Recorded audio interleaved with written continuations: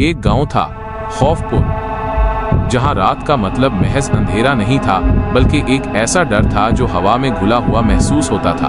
बच्चों को एक ही खौफनाक सच सिखाया जाता था, जो कानों में एक डूबी हुई सरगोशी की तरह गूंजता था। सूरज की आखिरी किरण ढलते ही सो जाना, अपने दरवाजे बंद कर लेना, वरना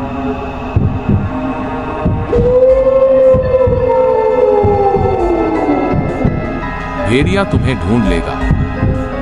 भेड़िया ये सिर्फ एक जंगली जानवर नहीं था, बल्कि एक साया था, एक ऐसी कहानी जो सदियों से डर के अंधेरे में पुल रही थी। कहा जाता था कि उसकी आंखें जलते हुए अंगारों की तरह थीं, जो घूर अंधेरे को भी चीर कर देख सकती थीं, और उसके पंजे वो महज नाखून नहीं थे, बल्कि ठंडी फौलादी तलवारें थीं, जो लकड़ी और नाजुक गोश्त को एक ही वार में काट सकती थीं। गांव की बूढ़ी औरतें धीमी डरी हुई आवाजों में बताती थीं, जो भी बच्चा रात की पाबंदी को तोड़ेगा, जो अंधेरा गहरा होने के बाद भी जागता रहेगा, जो अपने माँ बाप की बात नहीं सुनेगा और जो हर वक्त मोबाइल फोन इस्तेमाल करने की जिद करेगा, उसे भेड़िया दबे कदमों से उठा ले जाएगा, बगैर किसी निशान के हमेशा के लिए गुम कर देगा।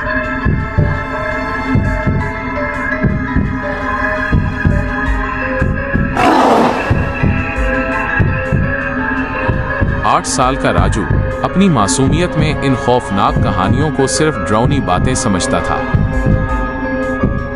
लेकिन इस रात एक अनहोनी आवाज ने उसके भरम को तोड़ दिया।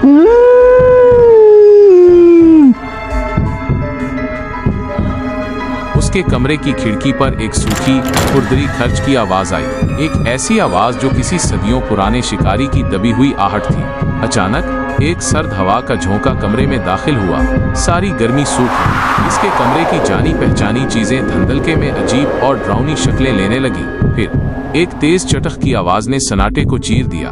टूटते हुए शीशे की आवाज किसी आने वाली खौफनाक मुसीबत का इशारा थी। एक भारी भरकम साया दरवाजे पर था, धुंधली चांदनी में एक डरावनी शक्ल, ठंडी शिकारी ताकत का एहसास करा रही थी। हवा में एक तेजी जंगली बू फैल गई, कुछ कच्चा और हल्का सा खून जैसा मीठापन। गहरे काले धब्बे उसके फर पर चमक रहे थे और गाढ़ी चपचपी बूंदें जो यकीनन खून थी, उसके नोकीले दांतों से आहिस्ता आहिस्ता टपक रही थी। राजू की सांस हल्क में अटक गई, एक पिंजरे में फड़फड़ाती चिड़िया की तरह। उसने चीखने की कोशिश की उस डरावनी खामोशी को तोड़ने के लिए, लेकिन उसकी आवाज जैसे कहीं खो गई थी। उसका डर उसे गूंगा कर गया था।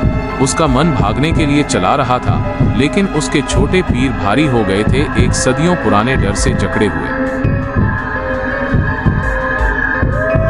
लेकिन भेड़िया तेज था, वो झपटा और राजू को उठा ले गया। सुबह कमरे में सिर्फ फटी चादर और दीवारों पर गहरी खुरचें थीं।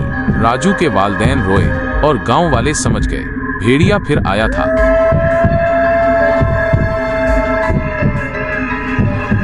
अब हर घर में चांदी के तावीज हैं, दरवाजे बंद और खिड़कियां जुड़ी हुई हैं। फिर भी हर अमाउस की रात एक और बच्चा गायब हो जाता है।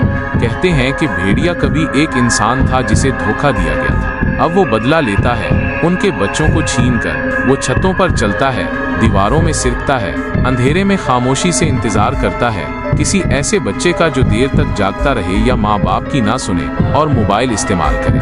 अगर तुम्हें खर्चने की आवाज सुनाई दे, अगर साए गहरे होने लगे, तो आंखें बंद कर लो, सांस रोको, क्योंकि अगर तुमने उसे देख लिया तो समझ लो अब कुछ नहीं बचा।